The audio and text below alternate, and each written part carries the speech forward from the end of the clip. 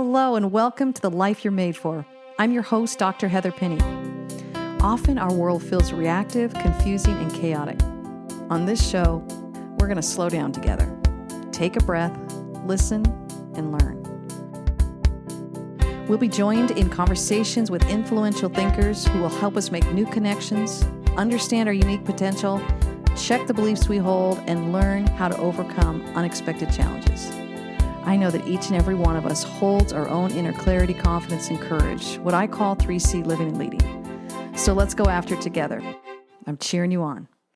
I am so excited to have a good friend and colleague with me today. Hi, Dawn. How are you doing? I'm so good. I'm so glad to be here with you. This is just lifts my spirit and brings me joy to see your face. Oh, me too.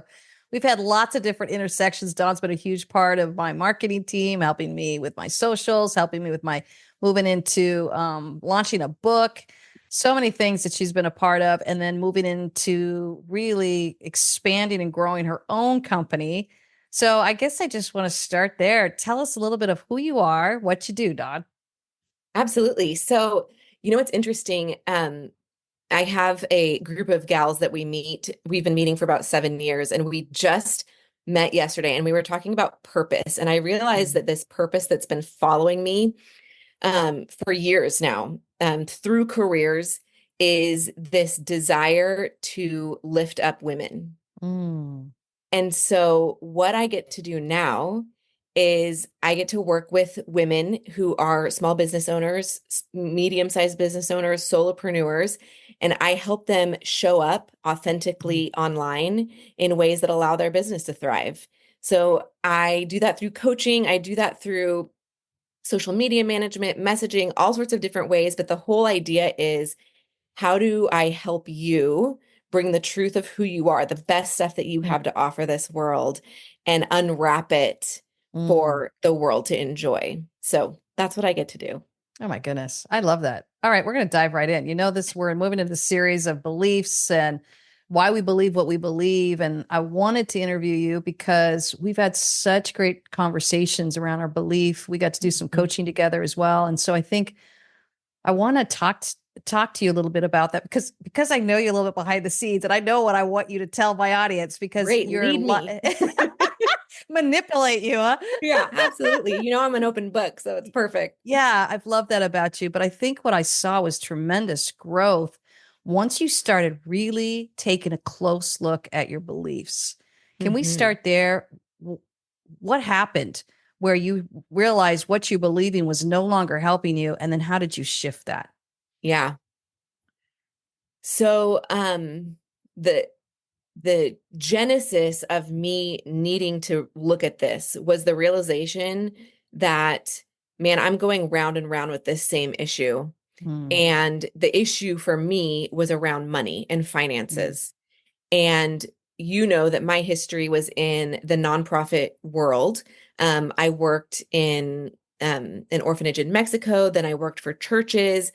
And along the way, I had just picked up a lot of beliefs about money, about my faith, about how those two things intersected, about whether money was good or bad and how much money was good or bad. I'd just kind of been like collecting these ideas and throwing them in my backpack and then just lugging them around with me. And I started to become aware that this was a problem when I saw that, in fact, it's not about how much money I'm making. Wow, I'm making more money and the problem is still here. And to be quite honest, to pull back the curtain, this is true, Heather, but this is probably going to be a lifelong work for me because I messaged you so excited the other day because I just had my biggest month in business ever. Yay. And guess what? I'm still worried about money. So, I have a lot of beliefs that are deeply ingrained. And, I like to think of it this way. When we have trodden down a path so many times that it is well worn, it takes a lot of work to not only chart the new path, but then wear those grooves in. And so my brain, my body, my beliefs, like still naturally want to go down that well-worn path of money is scary, scarcity is my existence, there's Mm-hmm. never going to be enough. And so I'm constantly doing the work of curating, manicuring, Yes. walking down that Yes. new path that says, Yes. no, I can think new thoughts Oh, about this. well, Dawn, you went exactly where I was hoping you would go. Thank you very much for jumping right in and being vulnerable with our audience and letting them see, because this is such a common conversation. And I always try and respect how much people want to share with our listeners. But everything you just said is something I hear, particularly from women leaders. Mm-hmm. And trying to take these risks, one of the biggest barriers is money. And then honestly, the higher their empathy and their EQ, their emotional intelligence, I'm also seeing a correlation there. That, Oh, interesting. yeah, isn't that interesting? Mm-hmm. It's like money's been seen as bad, and putting money attached to your passion. Am I allowed to do that? Is kind of what they're whispering to me. And will people think that I'm greedy, or will I look self-absorbed? And so they ask these questions to me that a lot of, honestly, men don't ask. And I Yeah. find that fascinating because I think it's something in our culture about kind of women needing to, the stereotype, and maybe it's a little bit, maybe I'm older than the average listener, but kind of that stereotype that we're supposed to take care of people, and we shouldn't be asking for money for it, or we should be the caretakers of it, or we should be the ones holding the responsibility for it. And to attach any kind of value with money with that, well, that would be kind of selfish or greedy. Yeah. I think I have a double whammy being a woman and coming from ministry, Mm-hmm. that there is an expectation that you give everything away, Mm, that you, and I think that this is like deeply ingrained in women. mm-hmm. It might have to do with money, it might have to do with time, it might have to do with your own desires, but we Mm-hmm. will literally pour ourselves out till we have nothing left. And then try and squeak out more. And then society says, okay, give me more, I'm going to wring you out. Yeah. And so, Yeah. trying to shift the understanding around that, whatever that is for you. For me, it's money. So Mm-hmm. for me, it's constantly being like, no, it's okay. Yeah. It's not selfish to want to be successful. It's not Right. selfish to charge for my services that are helping people. It's not bad that I want to have abundance. Mm-hmm. Mm-hmm. Um, those are all things I constantly am having to retrain for myself. I love that. And I think in our work, this is what I loved. And this is why I do think you were so successful. I'm constantly kind of sniffing out, are you committed to the victim? Or are you open to being a creator to your life? And I honestly, I'm only a fit. My services are only a fit. I don't have any magic wand over here. My services are only a fit for people that are saying, yeah, I'm done being a victim. Or I wasn't quite aware I was a victim, but now that you're holding the mirror up, I'm realizing my beliefs are the only thing stopping me. For heaven's sakes, I want to shift these. Yeah. And realizing you could create new beliefs. But again, if it were this easy, we'd all be doing it. I guess I want to talk about what was some of the challenges and the barriers for shifting that belief? Because I saw you doing the work, and I saw you doing the journals, and you were holding them up on the screen and showing them to me. And I was like, oh man, this Yeah. woman's working hard. Um, I mean, it was hard. Well, let's just start there. It was hard work, and I understand why people don't want to do it. Mm-hmm. Because it is a dismantling, Mm, and it is incredibly uncomfortable. mm-hmm. There is moments when you're taking down the old beliefs that you kind of don't have a safety net. Mm-hmm. You're like, okay, I don't believe this to be true anymore, but what is true then? And Mm-hmm. so, oh gosh, this just came to my mind. But again, the other day with this group of women, we were talking about this idea of hope. Mm. And I hope this is okay, but I have to take this to a Bible reference Of because course. um, Mm-hmm. there's a couple of times in the Bible where different authors use this phrase of, and it was counted unto them as. Mm. right? Mm-hmm. And what they're actually saying is, in retrospect, when we look back at how they behaved, Mm-hmm. we're going to name that thing hope. In retrospect, looking back at that thing, we're going to name that thing faith, Mm-hmm. right? It Mm-hmm. was counted to them as hope. And Mm. it reminded me of that phrase that Yeah. grit over time starts to look like talent. Mm. And I was like, in the same way, persistence over time looks like hope. Mm. And there was moments in that process where all I had was this commitment to be persistent when everything felt like it was falling apart. I wouldn't have called what I had back then when Mm. we were doing that hard work, I wouldn't have called that hope. Mm. I would have called that like commitment to things can't freaking stay the same. Mm-hmm. Mm-hmm. Mm-hmm. But now looking back, I go, oh, it was counted to her as hope. Like that's what Yes. hope looks like. Yes. Yes. And I love that you're bringing that up and use the word discomfort, because oftentimes we don't look for hope or a way out until we're so just freaking uncomfortable. We're Yeah. just, we're tired of being uncomfortable.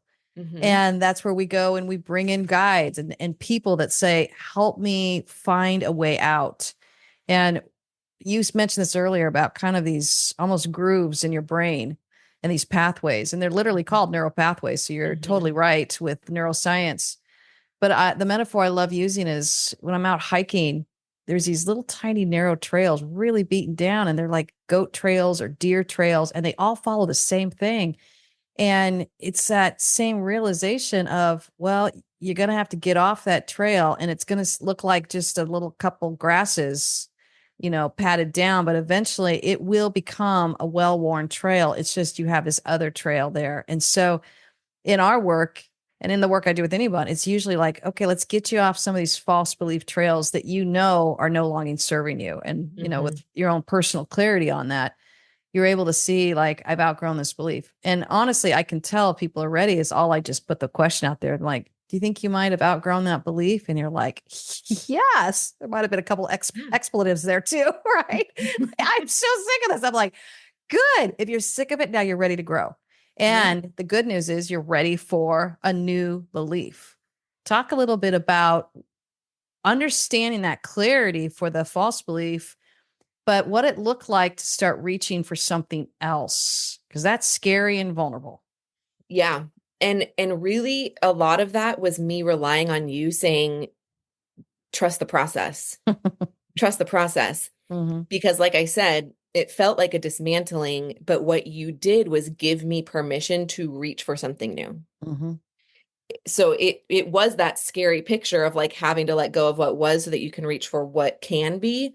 Um, but you kind of provided that safety net in that process to go, no, it's okay. Mm-hmm. Go ahead and reach for it. Like Mm-hmm. it's okay to want that thing. Mm-hmm. That that desire that you have, that's not too much. Mm-hmm. Mm-hmm. And I think that's another message that we tell ourselves all the time is it's safer to not to want too much. Mm-hmm. Yeah. It's safer because then I don't face disappointment. I don't Yeah. face rejection. So Yep. I'm just gonna not want. I'm gonna stick here in this safe zone. Mm-hmm. And you just kept telling me like, no, want more. And then once you see that, Mm-hmm. want more. Mm-hmm. Mm-hmm. Yeah. Nothing wrong with that. No shame in that. No greed in that. I think letting yourself be your full self. I think that's the fear many of us face. And somewhere along the line, whether it was a boss or coach or parent or in our younger years or older years, I don't ever know when, we are told you want too much or you're too Hmm. much or you're too sensitive or you're too alive. And we get a message that says, oh, I'm not allowed to want that. So I Yeah. think you're right on giving yourself that permission to really identify what is it I truly want, and then being able to have those safe people in your life that say, not only is that good, but man, that is awesome. And I'm going to do everything I can Yeah. to see what you can do to get that. Like I'm going to be that voice in your life. And I think additionally, it's one thing to decide that you don't want something, Mm-hmm. but it's another thing to have to be given something to replace it with. Mm-hmm. So Mm-hmm. I thought countless times, like, I don't want to feel this way anymore. I don't want to have Mm-hmm. this anxiety constantly around money. But then to have you say, okay, well, then what do we want to believe about this? Mm-hmm. What do we want to believe about what God says about us? What do we want to believe Mm-hmm. about abundance and value and all of that? Mm-hmm. Um, it allowed me, it gave me a tangible tool Mm-hmm. to start down that new path, Mm-hmm. right? Mm-hmm. Um, because I was every time my brain started going down that well-worn path again, I Mm-hmm. could sense it and I'd go, oh, nope, we don't believe that anymore. The new Yes. thing that we believe is this. Yeah. And I would say it to myself, even if I didn't fully believe it. Mm-hmm. Yep. I remember saying it feels too good to be true. Yeah. And I guess this is where I also want to dig in a little more. You brought this up, my faith is important to me. I know your faith is important to you. I don't know how to talk about beliefs without talking about my faith, because to say this is what I want, or I'm enough, or I get to have more, there's still a Mhm. piece in me, in my humanness, that says, do I?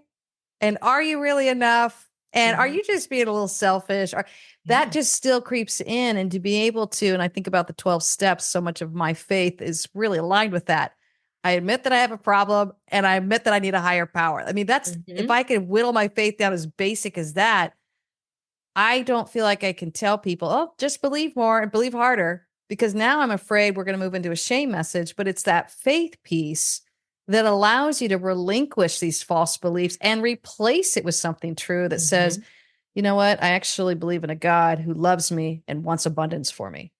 I'm the one blocking that abundance and that flow. Now my faith is starting to kick in to reject those false beliefs and move in that true beliefs. So Yeah. I love that we're going there, because I want you to go there. I'm like, what does that mean to you? Yeah. I think you posed a question to me that was foundational in the conversation that you want to lead into right now, which was, you either believe what the Bible says or you don't. Mm, Like, so do you believe that this stuff is true? mm-hmm, And if the answer is yes, then why do you continue to behave in ways that make it seem like you don't believe that mm-hmm, it's true? mm-hmm, So let's not be making up our own beliefs. mm-hmm, Let's actually go to scripture and see, what does God say about money? What does God say about how he will take care of us? What does God say? Um, and we're going to ground mm-hmm, our new beliefs in what is actually said, mm-hmm, not in the random things that I had picked up along the way based on what mm-hmm, people had said, or mm-hmm, comments that had been made, or mm-hmm, insinuations by other people. It was mm-hmm, like, no, let's look at the actual book and see mm-hmm. what it says. So how did you ground your new true belief around money in faith? How'd you ground that? Yeah. I remember one of them, I'm not going to remember the quote exactly, the reference, but it was that blessings will rain down from heaven. Mm. And it was like, for the faithful, those who believe in God, blessings will rain down from heaven. And I was like, what if it's that simple? Like, could it be that simple? Yeah. Is it possible for it to be that simple? And so every time I started to have anxiety rising in my chest Mm-hmm. about money, I would say, blessings are going to rain down from heaven. And Mm. I had drawn a picture that Yes. you saw.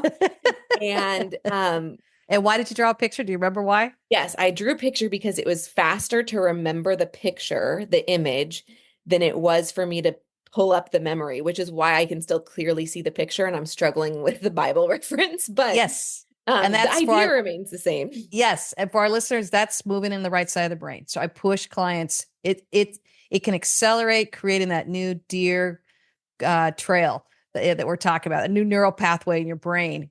If you can get a picture with it, most people are like, I don't know how to draw. I'm like, I don't care. Let's do a stick Yeah, figure. I don't care. Cut something out in I'm a no magazine. artist. Yeah. But I still remember you drawing that and holding it up to the screen. I'm like, there you go. So now you've already accelerated that new neural pathway in your brain because you're engaging the right lobe. And I gave myself something active to do. Mm-hmm. Instead of just spiraling down in that anxiety, in that worry, in that stress, I gave myself essentially a mantra that I Mm-hmm. could, but that was grounded in my deep faith. It was Mm-hmm. grounded in something bigger than me that Mm-hmm. I could repeat to myself that God says is true, that helped me to come out of that. Mm-hmm. Mm-hmm. So your energy was put into not just rejecting the false belief. And this is where I want to slow this down for our listeners. In the work that I've done, I've seen so many people put a ton of energy. Let's put it on a 90% scale here. They put like 90% of their emotional, mental, spiritual energy into rejecting that false or limiting belief. Hmm. I like to flip the statistic. I'm like, just put like 2% of your energy into that. Now go and put 98% into creating that new neural pathway. Do a picture around it, do a phrase around it. I tell people do a playlist around it, do true beliefs around it. Find scripture, poetry, movies, anything that activates the right side of your brain to help you start accelerating the too good to be true belief that you know you need in your life, and you're exhausted from these false beliefs keeping you down. Yeah. And I would add, you and I talked a lot about this, but this is where all of the science, even around manifestation and whatever Mm-hmm. people believe about that, but that's Mm-hmm. where this comes into play too, because if you're focusing all of your energy and attention Mm-hmm. on the negative part, like stop thinking that money's bad, stop thinking that's Yeah. money's bad, Yeah. like that's the narrative that's running in your head. Yeah. Guess what you're thinking about? Uh-huh. Money's Yeah. bad. Yeah. And switching that means that you're Yeah. focusing your energy and your intention and your attention on what you want to create, what you want Mm-hmm. to see, the trail that you want to work towards. Mm-hmm. Yes. Um, and it works. Mm-hmm. Yeah. And you stop getting victimized by Yeah. your own false beliefs, Yeah. and you start becoming a creator of your life, a co-author of your life, and you're writing a whole new story for yourself instead of staring at the chapter that you don't like anymore. Right. You're Hmm. picking up the pen and you're writing a new chapter. And so much of our conversations are really spent around staring at this chapter that we no longer like. But we keep talking about this chapter we no longer like. I go, close that book, burn that book, get rid of that, create Yeah. a whole new book and start with chapter one now on true beliefs. Because Yeah. now we've got energy and our emotional space, our spiritual space, our mental space, our physical space moving toward going after the life that you're made for. Yeah. It's so funny. I mean, I knew that you and I were talking today, but I didn't know that this is what we were going to be talking about exactly. And Thanks for going so, with it. yeah, obviously. Um, but I just want to I want to share this because I Hmm. hope it encourages people. Um, this morning, okay, back up. Last month, I had my biggest month in business ever. Hmm. We've also been doing a lot of work on our financial stability of paying Hmm. off debt and doing all sorts of important but hard work Hmm. in that area. And so like looking towards the end of the year, Hmm. things feel stressful. Even though, Hmm. like I said, I've been earning more and more money, that old friend is still there, that Yes, worry I about know. money. Yes. And I literally found myself this morning going, where's my true belief journal? Like, Hmm. I need to pull this out. I Yeah. need to look at those drawings that I did. Hmm. I need to ground myself back in that truth instead of allowing myself to spiral. And the reason I want to share that is because the fortunate, unfortunate truth is that Hmm. most of these issues, like we have to continue doing the work on them. Hmm. It's not just a one and done, like, oh, I learned this amazing tool and now it's Hmm. everything's hunky dory. Hmm. Like I said, I think this is probably going to be something I struggle with Hmm. maybe my whole life. Hmm. Um, but now I do have tools. So I remember the first Yes. time it came up and I was like, Yeah. Heather, what's happening? I'm back in the same place again. I think that's why I love the 12 steps, because, at every meeting, they get up and say, "Hi, my Mhm. name's, Jim. I'm an addict. Hi, my name's Susie. They say what they are. For my listeners, I am not an alcoholic. sorry, I just had to clarify that. Yeah. Anyways, I think it's this awareness that we've never arrived. And so, one of the things even I'll say is, Yeah. yeah, I'm a recovering codependent. I'm a Mhm. recovering, I'm recovering with these false beliefs. But I do want to go back to this because you said at the very beginning of the conversation, I literally wrote it down because I was like, oh, we will return to that because it's something I'm dealing with as well. And I want to just be transparent with our listeners that new growth, isn't it shocking that we don't just sit there and go, that's amazing. I'm making 5 times the amount this month that I have made my whole career. It's the biggest. Yeah. We don't even have a couple seconds to celebrate it before those old false beliefs come back Yep. in. And here's what's even worse. There's new New false ones. beliefs. Like, Yeah. not only can I not maybe have the money that I was hoping would be too good to be true, but now what do I do if it starts growing even more? Or what if I start depending on it and I no longer have it? So, Mhm. so let's talk a little bit about the growth and what that does with our beliefs. And I remember saying this, well, I say this to all my clients, so I'm pretty sure I said it to you. It's like it will return to you, and I want to normalize it because we Yeah. get so on this mountaintop high. This is so exciting. My life is just going off, and I'm realizing I can be a creator and not a victim of my life, and I'm an author, that I can do this. And then it takes one wrong turn or something happens, and I want to just say, oh yeah, but this is life. Remember, Mhm. we are very vulnerable individuals. We are constantly expanding and growing. And how do we stay connected to what we need in order to evolve instead of being terrified that we're not going to be able to do it? Yeah. Yeah, that's absolutely right. Uh, so I was recently sharing with my husband that like my a new false belief, which is um what if I can't handle the level of Mhm. success that I'm achieving? Is it like Mhm. what if I'm selling all of this stuff, which is amazing, and I love the Mhm. people I get to work with. What if I can't hold it all Mhm. well? What if I disappoint people, right? Like that's this new Mhm. false belief that's rearing its Yeah. head. And I think it's because Mhm. growth does not happen in a nice linear fashion Yes.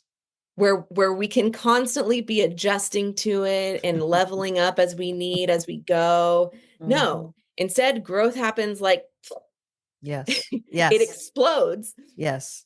and then we have to oh god, now we have to backfill because we had all this growth and now it's Yes. freaking us out. And then that becomes Mhm. comfortable and Mhm. we've managed that and that's Mhm. amazing. And then we kind of go slow growth again and then it explodes again. Yes.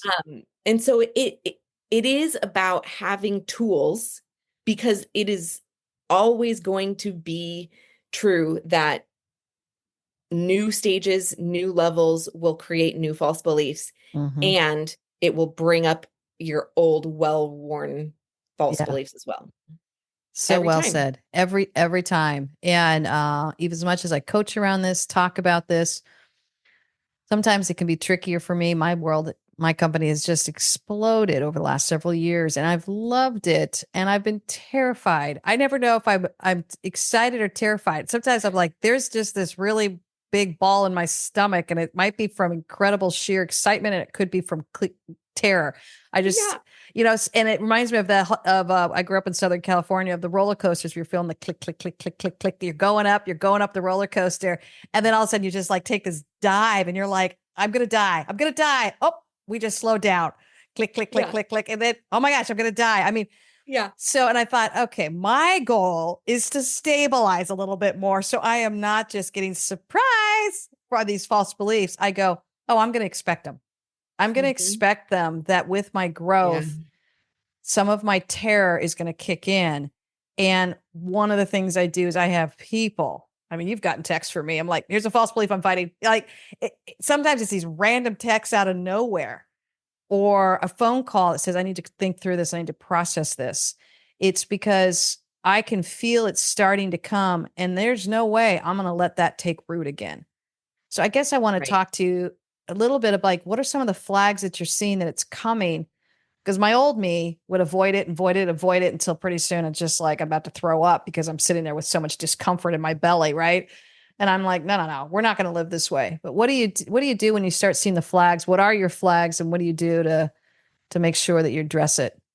That's such a good question. I think um looking back, even in these last 5 months, I'm identifying some flags because I'm Mm. sure I've given my husband whiplash over the same thing you're talking about, where I'm like, oh, the business is amazing. And then I'm like, oh my God, I can't do this. And he's just like, hang in there. I don't know. Good luck. Um, but I think I need to start expecting, like you were saying, Hmm. anytime I have this big high in Hmm. business, that I'm going to have kind of an equal and opposite reaction of Hmm. fear or false belief or Hmm. unpreparedness, and and I think that's because excitement and fear are like really close. They're like two sides of the same coin in some Yes. ways. That's Yeah, why they we love are. roller coasters to your example, Yeah. because it's that excitement and fear, and Hmm. then, oh, we didn't die. Um, I think I okay, liked I it. can do it again. Yeah. And then we have that dopamine rush because we didn't die. And so if we're not careful, we can get like addicted Yes. to that a little bit, but it Yes. doesn't feel good. Yeah. It doesn't do good to Yeah. our minds and our bodies. Um, so it's starting to just expect it. Some Hmm. of the things for me that I know are going to kind of stir it up in me, Hmm. having to pay taxes. Hmm. Oh, sure. Yeah. you know, Yeah. because or write any large check or Hmm. make any big purchase for Hmm. as a business owner, Hmm. that's going to bring out that Mm. fear of scarcity in me because, Mm.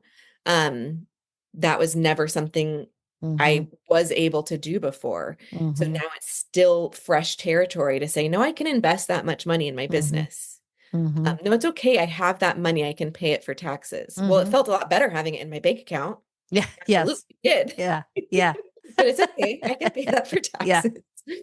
Um, and I think that is being kind to ourselves when Hmm. we give ourselves the heads up instead of allowing ourselves to be surprised all the time. Yes. Yes. That's why Um, I think I like your metaphor of the expanding and the shrinking. I'm thinking of one of those balls you've seen at the toy yeah, store. It kind of expands and then shrinks. It's gentler, it's kinder. When you're first starting out, I'm telling you, it feels like a vicious roller coaster where you're just like hanging off for dear life, or that you're just like, if only I could get to the top, and then you're at the top. You don't even get to enjoy the top for a couple seconds before no, you're plunging down again, and you're waiting for yeah, when that next one's coming. But I think as we age, being able to recognize, oh, we get to expand, and then as we come and close in and come close together more, it's like we are shutting down some things. We're saying no to some things because we're in the process of internalizing new true beliefs, addressing false beliefs. We're preparing for that next expansion.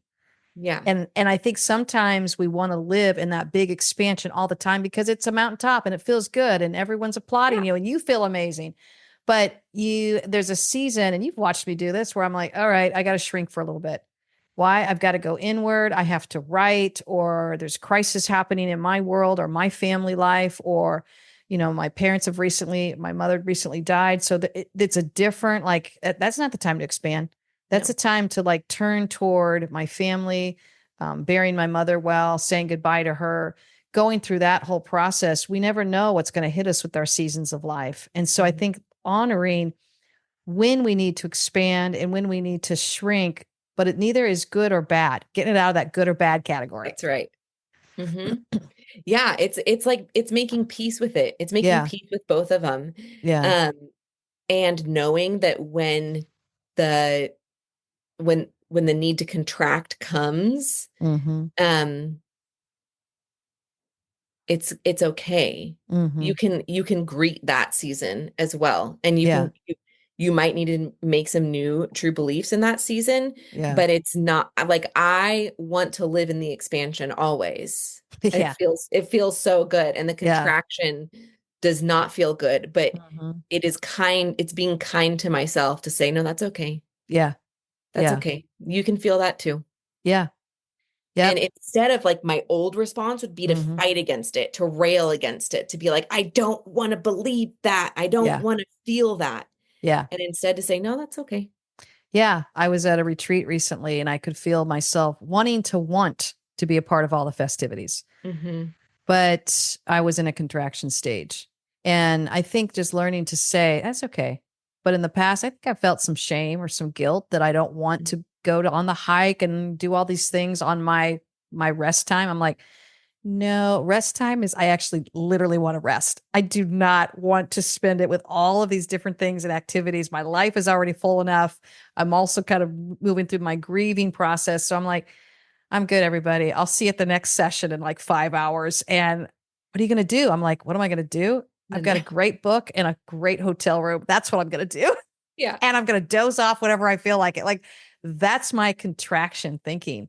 It's not as fun. It's not as exciting. It doesn't draw a ton of people to you. No one wants to contract with me, right? They're all Yeah. like, So okay, we're true. going to go on a hike. We'll see you later. I'm like, great. See you guys later. But it's giving yourself that permission to go with that flow and then telling yourself there'll be a day when I'm ready to expand and I'll probably want to do a lot of that. Or this might be the new me.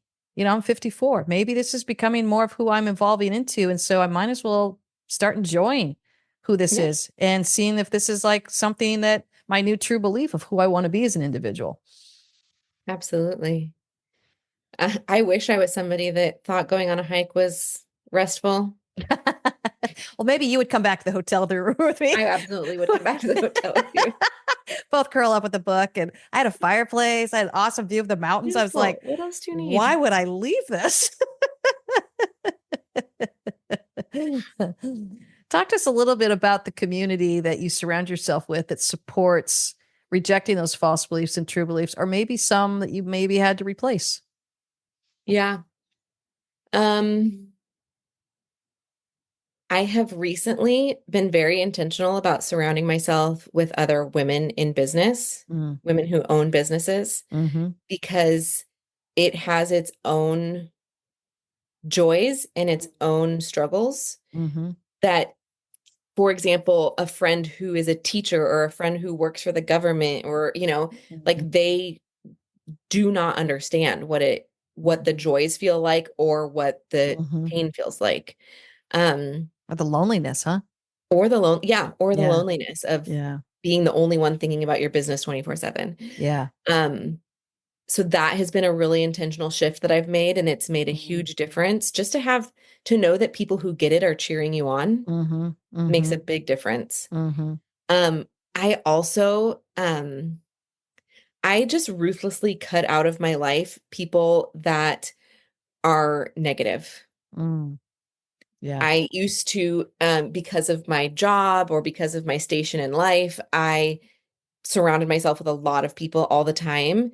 Mm-hmm, And I just really, it saps me to be mm-hmm, around people who are negative, especially when I'm fighting so hard to have these true beliefs, mm-hmm, to listen to people who are mm-hmm, just giving themselves to the negative. mm-hmm, Um, I had to move on from those relationships. And I think also without doing it intentionally, some mm-hmm. of those people that I cut out are people who were not actively trying to level up. Yeah, yeah. Mm-hmm, We all have those friends. It's like you're mm-hmm, going to have the same conversation about the same problem that they've been dealing with in their life for mm-hmm, a decade, mm-hmm, and they just want to talk about it. And it's like mm-hmm. I can't do that anymore. Yeah, Like I am in the yeah. space of like leveling up, doing Mm-hmm, everything I can to keep moving forward. mm-hmm, And yeah, I had to mm-hmm, create some space. mm-hmm, And one of the things that you told me in that season when I was creating some space was mm-hmm. don't rush to fill it, period. No, no. I'm waiting for the rest. I'm like, oh, really? That was period. That was good. That was good advice. Because, oh man, this gutted me. Okay, this is Mm-hmm. going in a little different direction. But when you leveled me with this statement, because you were like, um, y something in you likes Mm-hmm. to be the hero Mm-hmm. for other people. Mm-hmm. and you're doing it at the expense of yourself. Mm-hmm. Mm-hmm. And Well, so, I was saying that with all my fingers pointing back. You know that. no, I It know takes you one said to know one. you said that. Okay. And we dug into that a little bit. Yeah. Yeah. But I was like, yeah, that feels right. It And just so made me tired. I want to go take a nap. It feels yeah, so true. I got to go take a nap on that one. for real.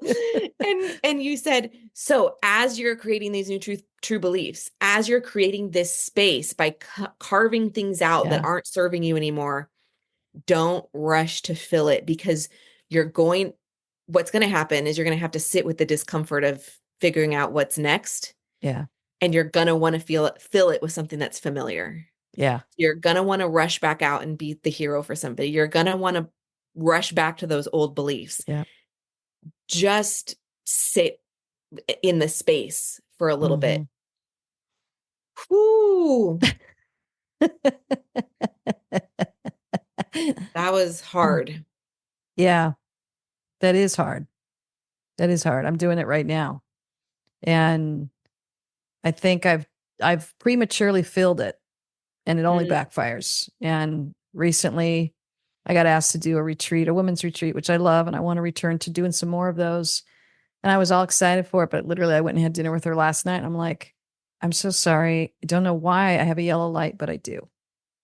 And I can't even tell you. There's not even a good reason, but I don't have a strong red light. I don't have a strong green light. Like this is just a yellow light and so when it's yellow and that's about all the clarity I have, I just have to say, not right now. And I think the only clarity I have is I'm in the middle of contracting. I'm in the middle of shrinking, but I know what comes after that. Expansion. Like it's coming. Yeah. But it's going to come authentically and on new true beliefs and in ways that we can't even hope or dare to imagine. That's where my faith comes in. And I recently just did a post around faith and fear just because it's something I'm thinking about. Both of them are something you can't see. You can use your energy to fear things in life, like your thoughts and beliefs and spirituality. You can use all of that to fear, or you can use all of it and all that energy to start building faith. So in this time of contracting and in this hard space that you mentioned earlier of just, it can be lonely, it can be vulnerable, it can be disorienting, but you're grabbing onto new true beliefs that say, I need this in order to expand. Mm-hmm. And the next time, and there will be a next time, my friend, the next time you have to contract, you'll be able to say, I think this is less hard. It's still not fun. I'm never going to say it's super fun. Mm-hmm. I'm just going to say it's necessary, it's important, but you don't feel all the confusion quite as much. You just kind of say, oh, my true belief here is I am contracting. And again, with us being people of faith, I want to go to my creator. I'm like, what life do you have made me for? I talk about the life you're made for. And I'm like, using that word made of, I do believe I'm made for something by someone much bigger and better than and smarter than me. So in my contraction time, it's usually me going back to my creator and say, what now? What's next? Because all I can think of is all I know. And this is where the faith kicks in. My true belief is I get to have something bigger than what I know. And I want that. I don't want the familiar. I already know how these paths go. And I know how to be successful in those paths, but I can feel that restlessness in me that's causing me to contract and say, what's next for me that's bigger than what I even know how to do.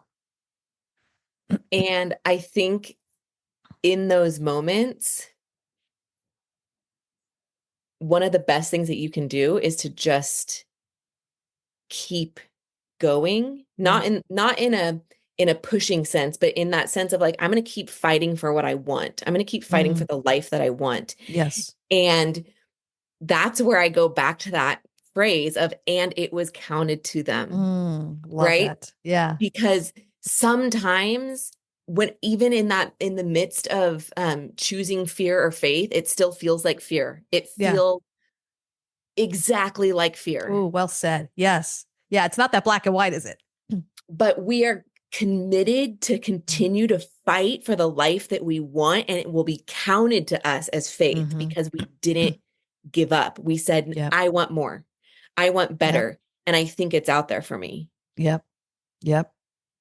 And when you look at the women in the Bible, there's not many of them, but man, the ones whose stories do get Mhm. told, it is of women who railed against adversity, Mhm. who refused Mhm. to succumb Yeah. to what the world had to offer. Mhm. And when you read the story, you're like, I don't know, like I don't, I mean, it's interesting that they're included in this lineage of faith or this lineage of Mhm. hope. Their story didn't read like faith. It didn't read Mhm. like hope. It read like a woman who was just not going to give in. They were done. They They'd were had it. done. They were Yeah. going to get justice, or they were going to get the life that they Yep. felt called to Yep. at all costs. Yeah. Well, that's what I did. I think Yeah. about 15 years ago, I was just done. I would rather have this lonely journey of believing that I have a life that I'm made for than keep being told that I don't and that I have to fit into some other life that someone has for me. And I was playing the victim then. And so I Mhm. think when I just said, I've got to overcome all my fears around money, that's why I was able to coach you at it because it was my journey as well. Mhm. Money, starting my own business, attracting clients, stepping in all these different spaces that I had never stepped into before. Boy, I didn't even know how to. And this is why I have a love hate for these 5-year vision plans. I'm like, are you kidding?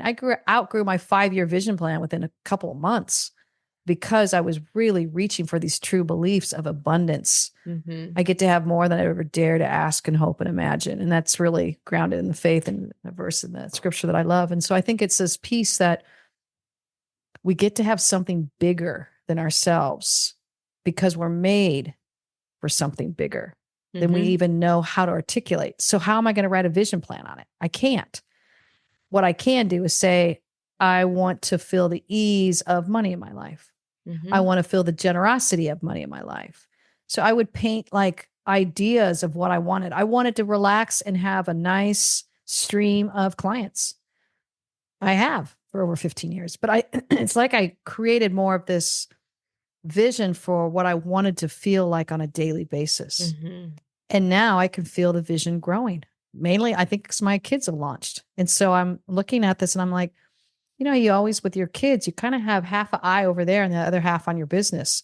But you don't want to just put all your attention on your business and you're afraid you're going to lose the moments with your kids. And so when they don't really need me anymore, I'm sitting there going, well, now what do I do with all this energy? Like this is a whole new level.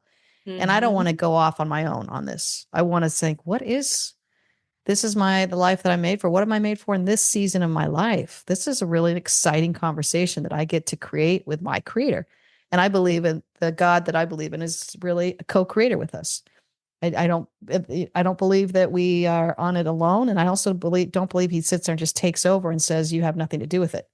I think there's a relationship there where we all get to jump in and say, okay, what's exciting in front of us for this next season of our life? Yes. Yes. What are we going to keep pushing towards Yeah. that it would be counted to us as faith and hope? Yes. Yeah. I love that. Yeah. Oh, well, what do you want to leave our listeners with as we wrap up? Oh man. I just want people to know that as hard as the work is, Mm, it is absolutely worth it. It is love that. absolutely worth it. And I look around at people that chose not to take the journey of growth. Mm-hmm. And I'm like, I get it because those first few months of working with you were really hard. The number of times I got on a call crying with you. Um, and Mm-hmm. I'm not a crier, so that was some low points. Um, but to be on the other side and Mm-hmm. go, I mean, it's that continual process of leveling up, but I'm in a space that I never could have imagined Mm-hmm. back when we first started working together. Yeah. I'm living a reality that did not know was possible for me. And it's just the beginning, Dawn. Yeah.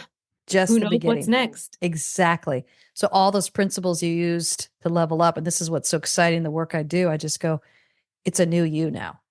It's a Hmm. whole new chapter. It's a whole new book. Burn the other book. Just burn it. Yep. because it kept you so limited. And now it's like, oh my goodness, the world truly is your oyster. It's just this awareness of, I get to go for it. I get to take all the restraints off and limitations off. And I get to do it with my creator that actually has made me for something that I'm really eager to find out what that is. Yes. I love that. Oh, well, listeners, I think I want to leave you with just the permission. I hope this doesn't sound too parental. I don't want it to sound parental. I want it to sound like you have the permission to go find your connection with what you really want in life and believe that you are made for more. And just any little whisper that's starting to whisper to you, I want you to be able to find that, and I want you to be able to trust that, and I also want you to know that you're not alone in it. That's right. We're cheering you guys on.